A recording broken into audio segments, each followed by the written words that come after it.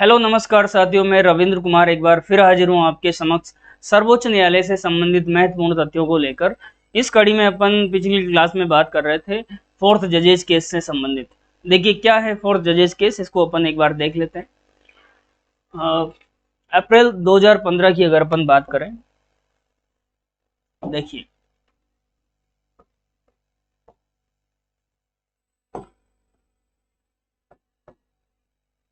अप्रैल 2015 में supreme court advocates on record association बनाम भारत संघ 2015 के मामले में एन जेक की जो प्रक्रिया है इसे चुनौती दी जाती है। लिखें सुप्रीम कोर्ट एडवोकेट्स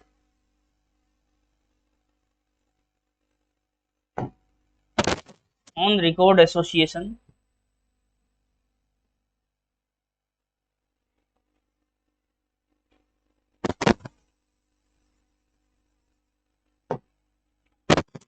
बनाम भारत संघ बनाम भारत संघ 2015 के मामले में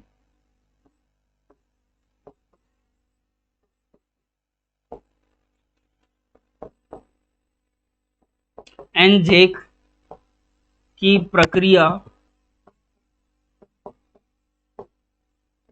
को चुनौती दी जाती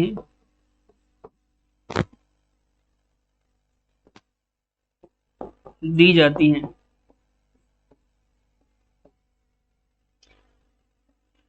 2015 के मामले में एनजे की प्रक्रिया को चुनौती दी जाती है और इसके लिए सर्वोच्च न्यायालय के न्यायाधीश जेएस केयर की अध्यक्षता में एक संविधान पीठ का गठन किया जाता है। जेएस केयर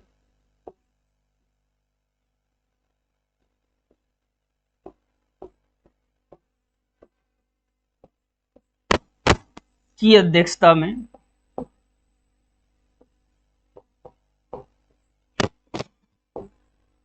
संविधान पीठ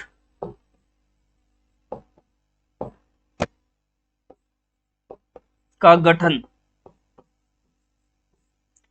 संविधान पीठ का गठन होता है। जेएस केयर सर्वोच्च न्यायालय के न्यायाधीश थे उस समय।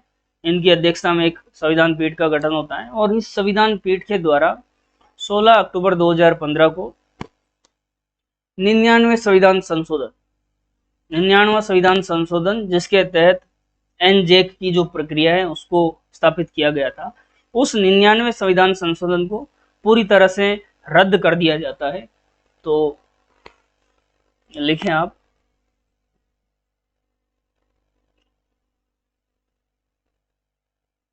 इस संविधान पीठ द्वारा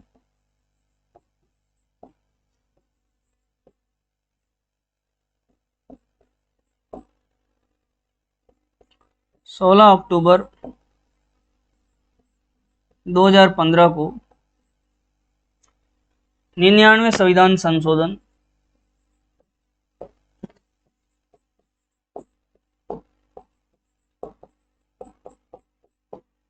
को रद्द कर दिया जाता है।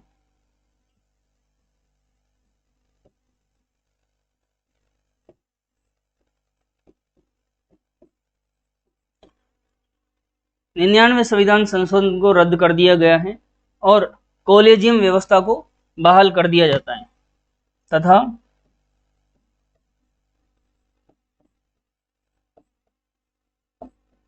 कॉलेजियम व्यवस्था को बहाल कर दिया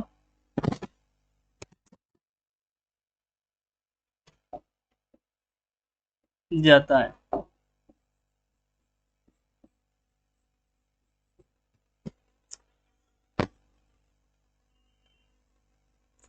ठीक है, एक बार इसे आप नोट डाउन करें, उसके बाद फिर अपन बढ़ते हैं आगे।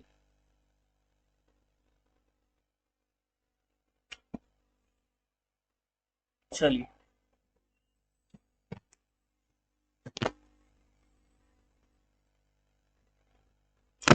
देखिए, इतिहास में ऐसा पहली बार होता है कि किसी संविधान संशोधन को पूरी तरह से असंवैधानिक घोषित कर दिया गया हो।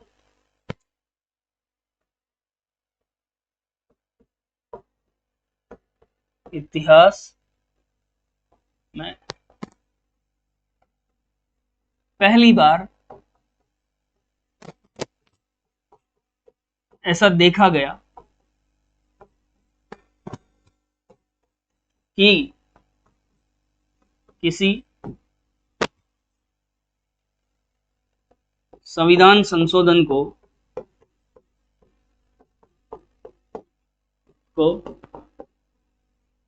पूरी तरह से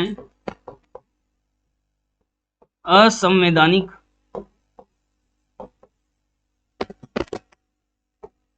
घोषित किया हो।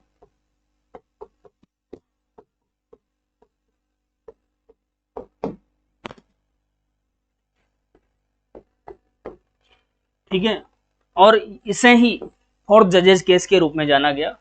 इसे ही फोर्थ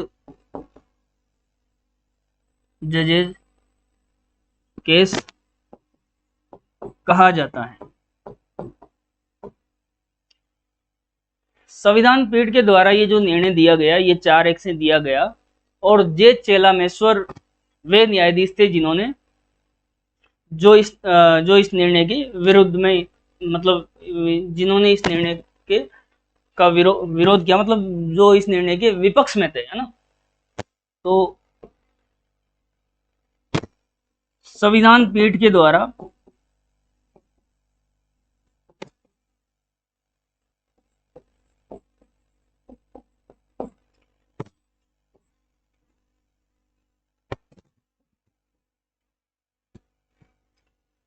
ये निर्णय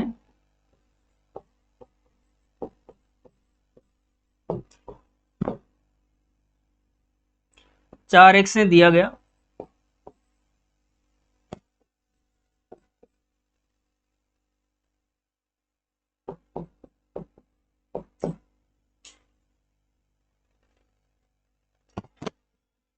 जे चेलामेश्वर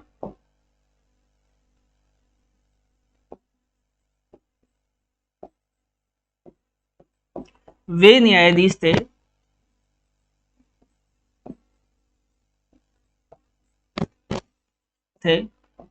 जिन्होंने जिन्होंने इसके विपक्ष में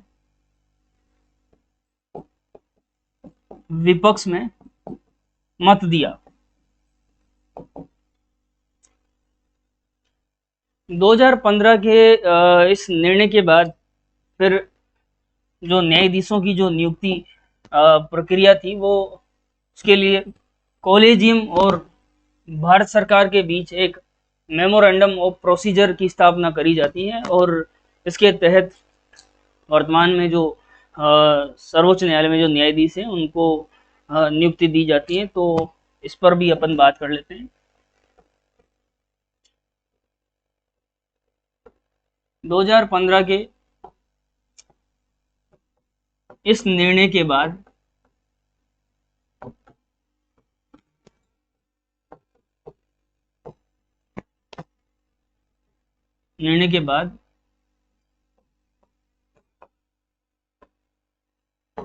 न्यायालय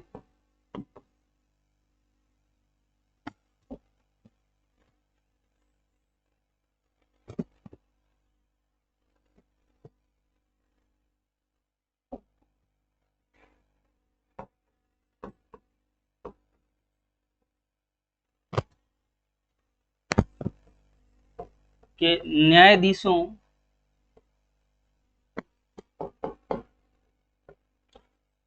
की नियुक्ति के संदर्भ में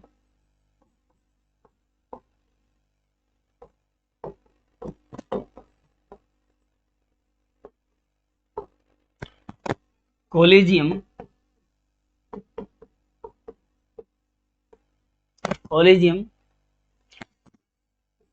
तथा भारत सरकार के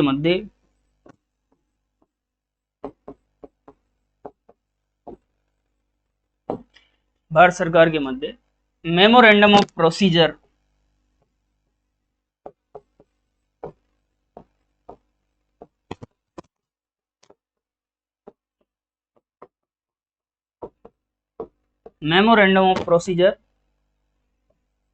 शॉर्ट में कहेंगे एमओपी की स्थापना की गई।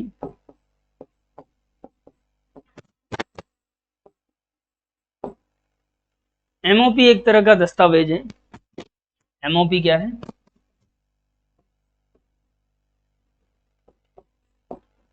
एक दस्तावेज है, डॉक्यूमेंट है।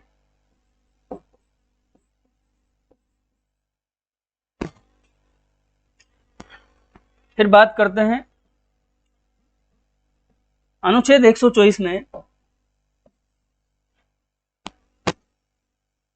अनुच्छेद 124 के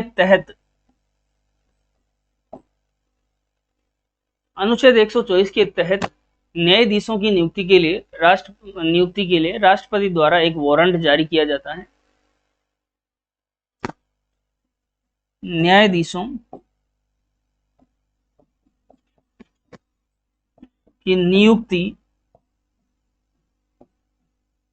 के संदर्भ में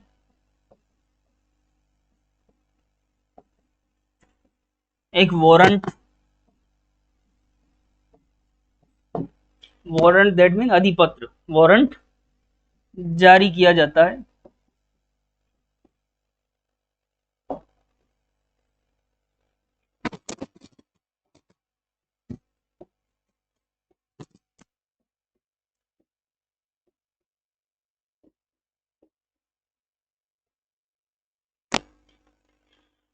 ठीक है,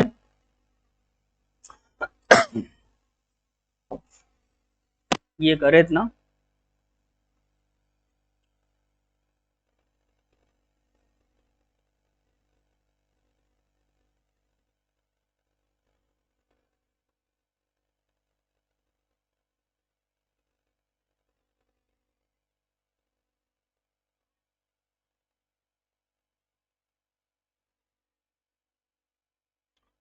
फिर 2017 में क्या होता है कि एमओपी के अंतर्गत यह निर्धारित किया गया कि वरिष्ठतम न्यायाधीश जो सक्षम हो को मुख्य न्यायाधीश के पद पर नियुक्त किया जाता है ना। तो ये अपन बात कर लेते हैं।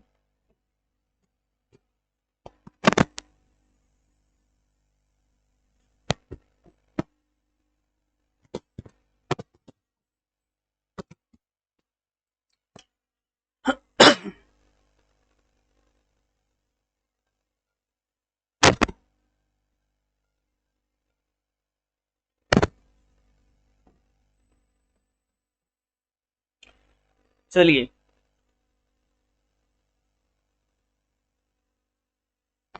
वर्ष 2017 में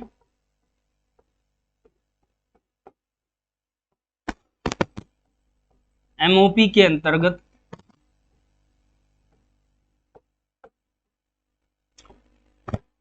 यह निर्धारित किया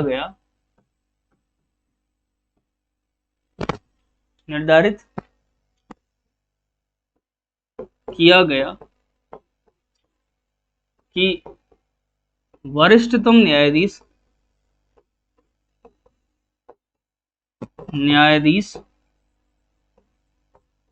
जो सक्षम हो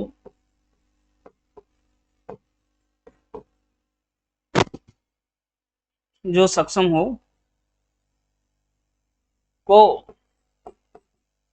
मुख्य न्यायाधीश के पद पर नियुक्त किया जाता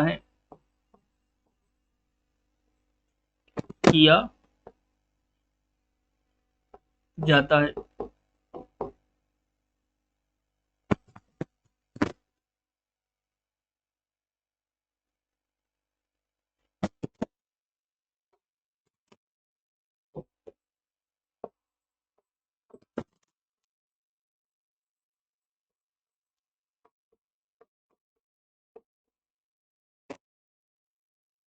चलिए फिर बात करते हैं शपथ, ओथ।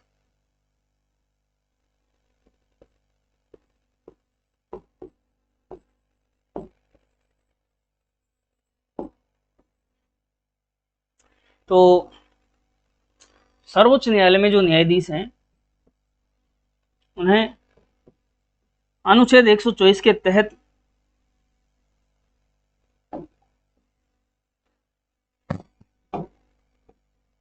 अनुच्छेद 124 के तहत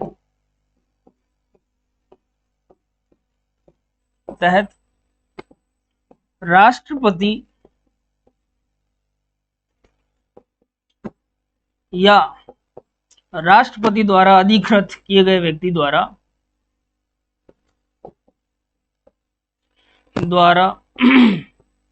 अधिकृत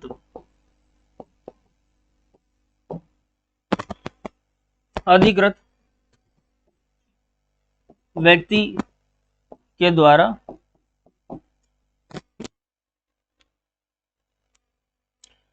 शपथ दिलाई जाती है।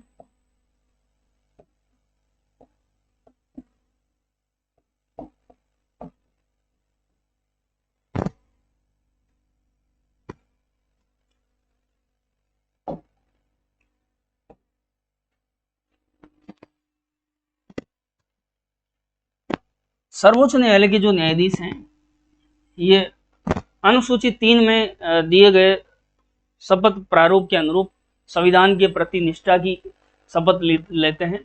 तो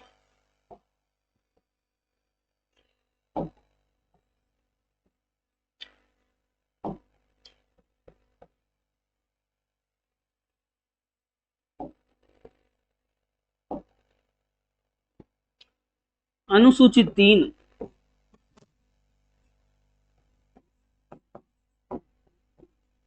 3 में दिए गए शपथ प्रारूप के अनुरूप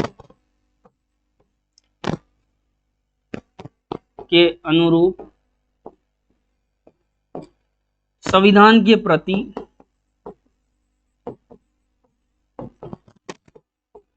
निष्ठा की शपथ इनके द्वारा ली जाती है।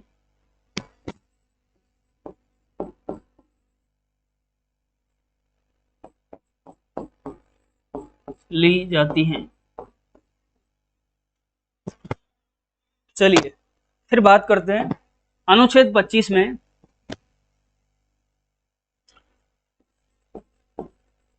अनुच्छेद 125 में इन्हें दिए जाने वाले वेतन और पेंशन का जिक्र है। अनुच्छेद 125 में क्या है? वेतन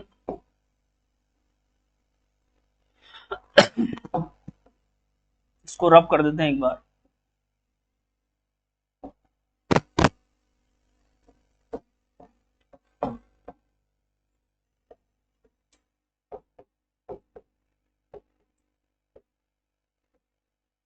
बात करते हैं सर्वोच्च न्यायालय के जो न्यायाधीश हैं उनके वेतन और पेंशन। वेतन व पेंशन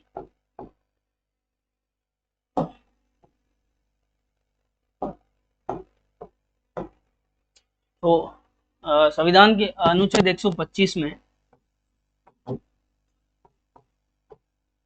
वेतन और जो पेंशन है इसका जिक्र है। सर्वोच्च न्यायालय के जो न्यायाधीश हैं इन्हें वेतन व पेंशन भारत की संचित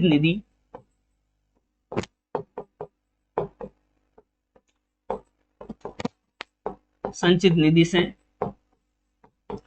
प्राप्त होते हैं।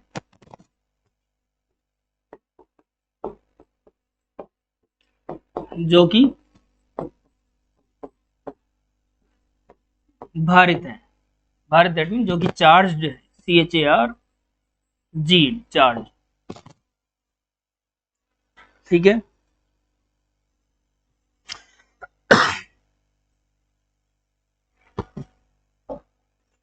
फिर अगर अपन बात करें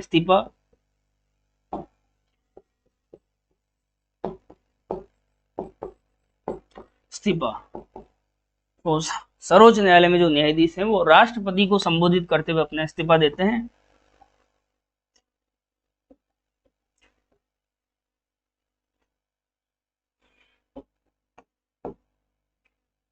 राष्ट्रपति को संबोधित करते हुए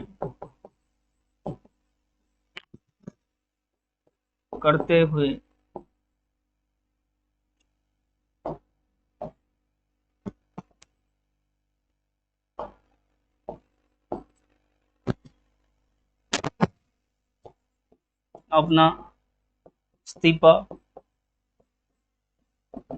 देते हैं। ठीक है, आगे बढ़े, चलिए।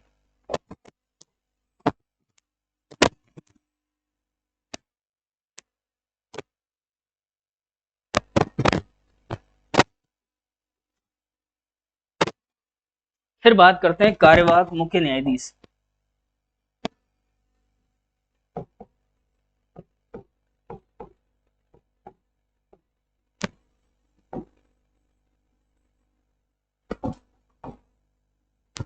कार्यवाहक मुख्य न्यायाधीश।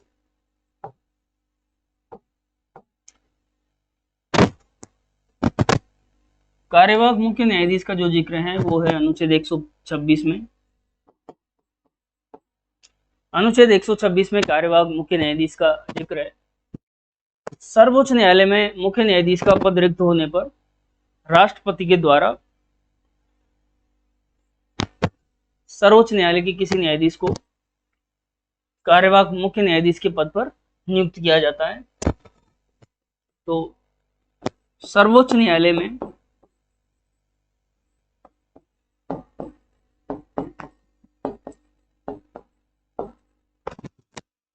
मुख्य न्यायाधीश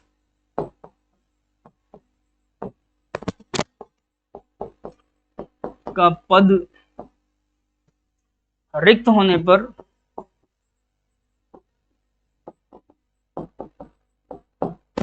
राष्ट्रपति द्वारा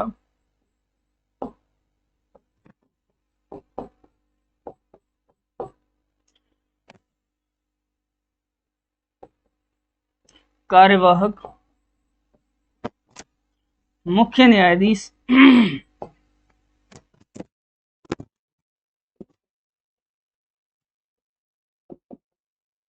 की नियुक्ति की जाती है।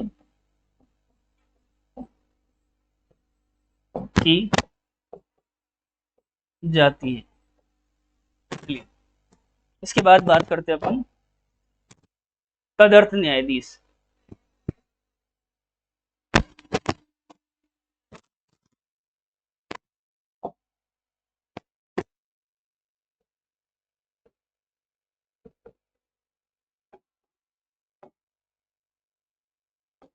इंग्लिश में इसे कहते हैं एडोक जजेज।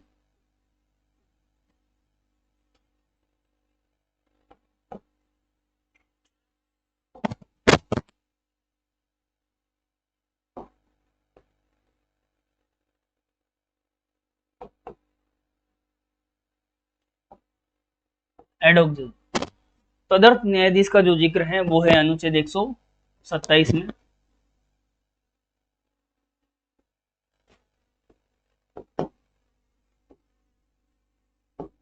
अनुच्छेद 127 में तदर्थ न्यायाधीश का जिक्र है। सर्वोच्च न्यायालय में गण पूर्ति कोरम पूरा नहीं होने पर राष्ट्रपति के द्वारा उच्च न्यायालय के ऐसे न्यायाधीशों को इस पद पर नियुक्त किया जाता है जो सर्वोच्च न्यायालय में न्यायाधीश बनने की योग्यता रखते हों। किसे नियुक्त किया जाता है? उच्च न्यायालय के ऐसे न्यायाधीश, किसी भी उच्च न्यायालय, हाई कोर्ट के ऐसे न्यायाधीश जो सर्वोच्च न्यायालय में न्यायाधीश बनने की योग्यता रखते हो, उन्हें सर्वोच्च न्यायालय में तदर्थ न्यायाधीश एडोक जजेज के रूप में नियुक्त किया जाता है। किसके द्वारा? राष्ट्रपति के द्वारा। देखिए, सर्वोच्च न्यायालय में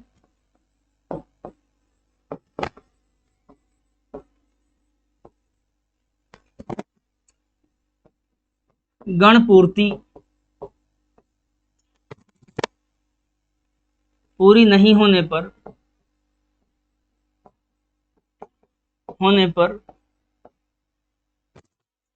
गण पूर्ति पूरी नहीं होने पर राष्ट्रपति द्वारा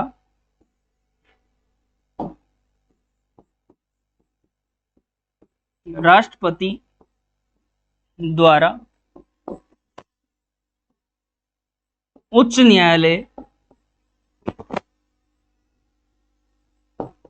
के ऐसे न्यायाधीश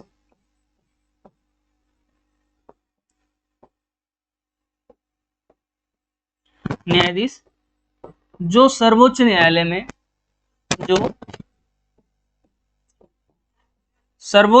में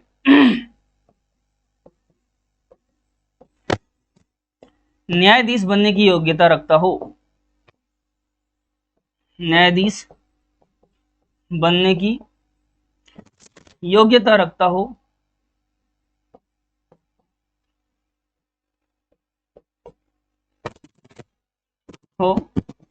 को तदर्थ न्यायाधीश के पद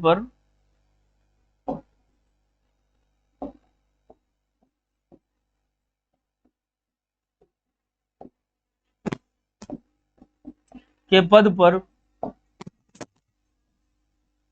नियुक्त किया जाता है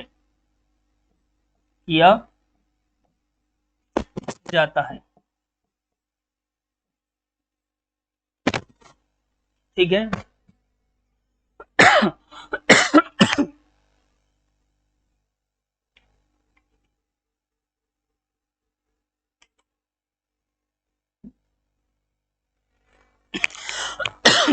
चलिए आगे बढ़े, फिर बात करते हैं सेवानिवृत्त न्यायाधीशों की पुनः नियुक्ति।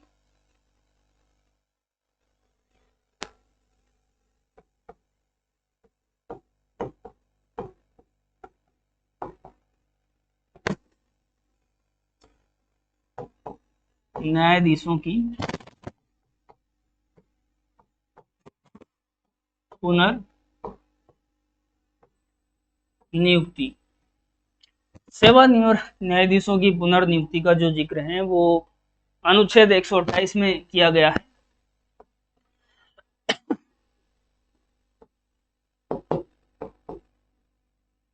अनुच्छेद 128 में सेवानिवृत्त न्यायाधीशों की पुनः नियुक्ति के बारे में बताया गया है।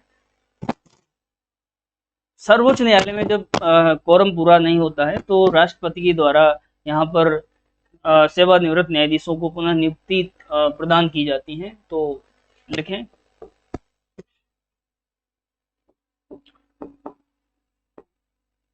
सर्वोच्च न्यायालय में गणपूर्ति कोरम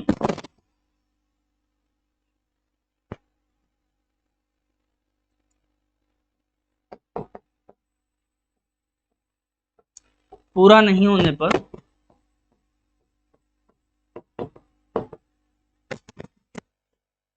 पर राष्ट्रपति द्वारा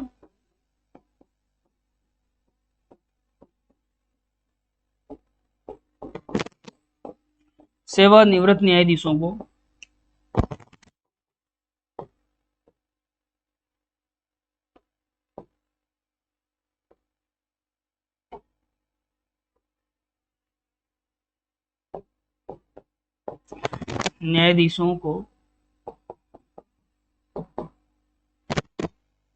पुनः नियुक्त किया जाता है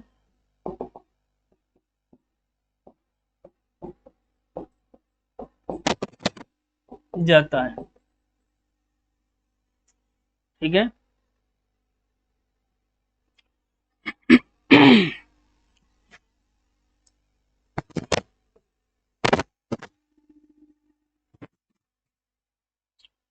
बात करते हैं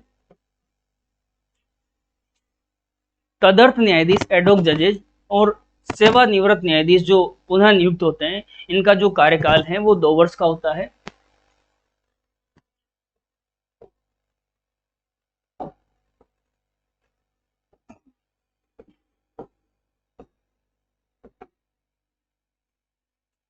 तदर्थ न्यायाधीश और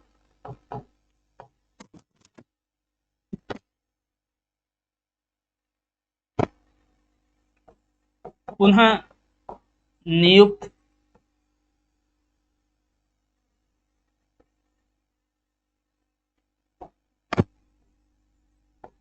सेवानिवृत्त न्यायाधीश।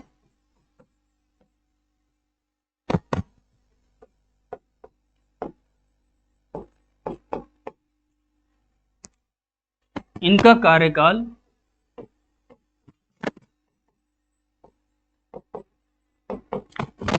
2 वर्ष होता है। इनका कार्यकाल 2 वर्ष होता है और इनको एक नियमित न्यायाधीश के रूप में, नियमित न्यायाधीश को जो वेतन और सुविधाएं प्राप्त होती हैं, वो सब सुविधाएं इन दोनों को, तदर्थ न्यायाधीश और सेवानिवृत्त न्यायाधीश दोनों को प्राप्त होती है।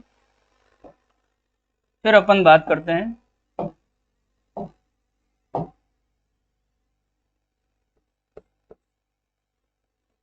अभिलेख न्यायालय।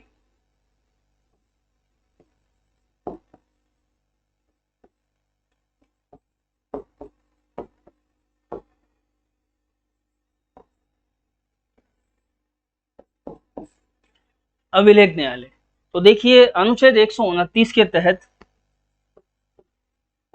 अनुच्छेद 129 के तहत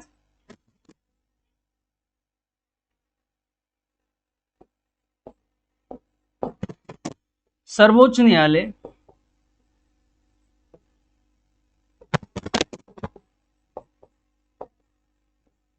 सर्वोच्च न्यायालय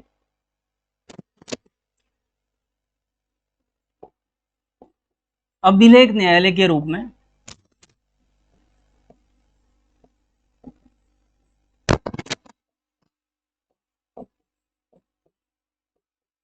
कार्य करता है। सर्वोच्च न्यायालय के द्वारा अभिलेख न्यायालय के रूप में इसको इस तरह से अपन समझ सकते हैं कि सर्वोच्च न्यायालय के द्वारा जो भी निर्णय दिया जाता है उनका एक रिकॉर्ड रखा जाता है, और सर्वोच्च न्यायालय की जो ये निर्णय है ये एक नजीर के रूप में कार्य करते हैं। जैसे कोई भी हाई कोर्ट जब अपना निर्णय सुनाता है तो वो सर्वोच्च न्यायालय के द्वारा दिए गए निर्णयों को एक रेफरेंस, एक नजीर के रूप में काम में लेते हैं। तो सर्वोच्च न्यायालय का अभिलेख न्यायालय के रूप में इसका जो जिक्र है वो अनुच्छेद 129 के तहत किया गया है। इसके बाद अपन बात करते हैं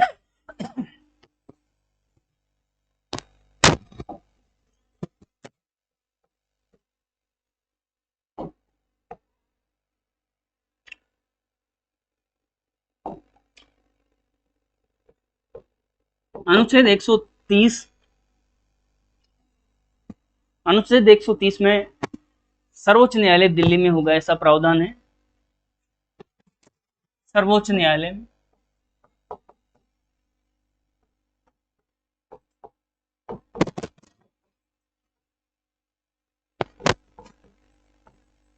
दिल्ली में स्थापित है।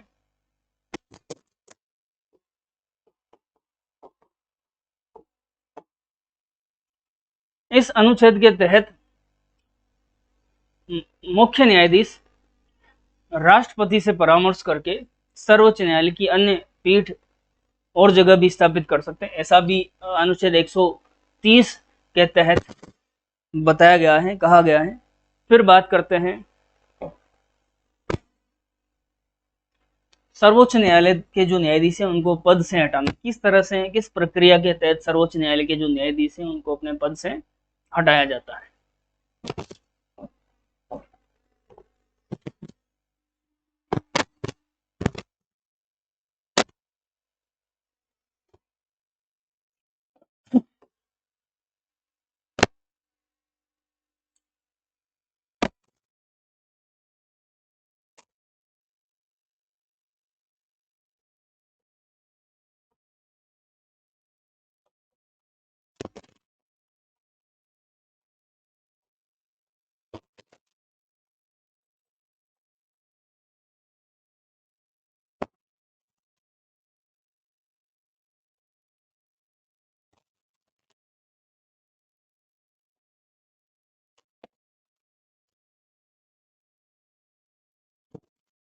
देखो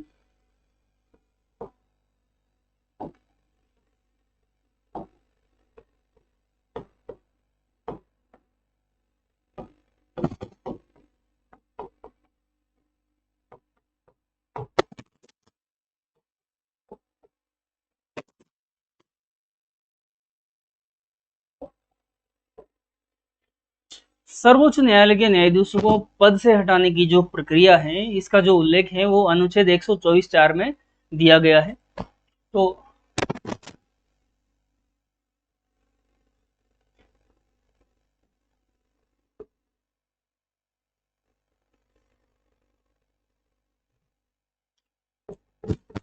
इस प्रक्रिया का उल्लेख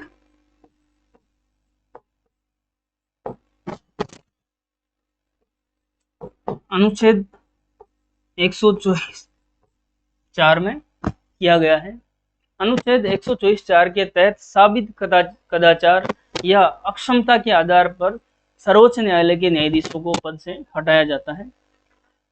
अगर उनके द्वारा कोई ऐसा कदाचार किया गया है जो साबित हो गया है, या फिर वो काम करने में अक्षम है, तो ये दो बातें है ना,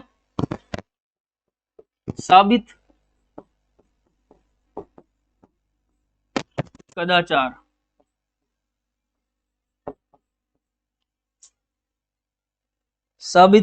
कदाचार या अक्षमता के आधार पर इन्हें पद से हटाया जाता है। फिर अनुच्छेद 124(5) में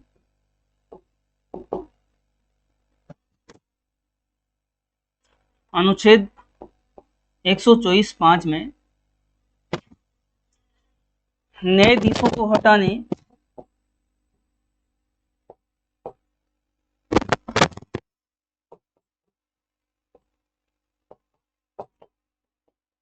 के संदर्भ में, न्यायाधीशों को हटाने के संदर्भ में कानून बनाने की जो जिम्मेदारी है,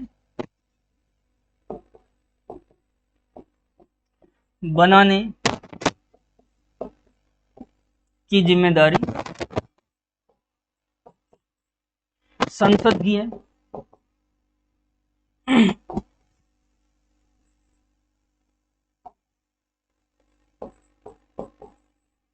की है ना, ये बात हुई। चलिए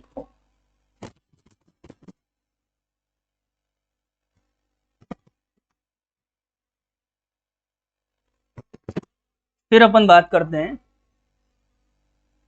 न्यायिक अवमानना, कंटेम्प्ट ऑफ द कोर्ट।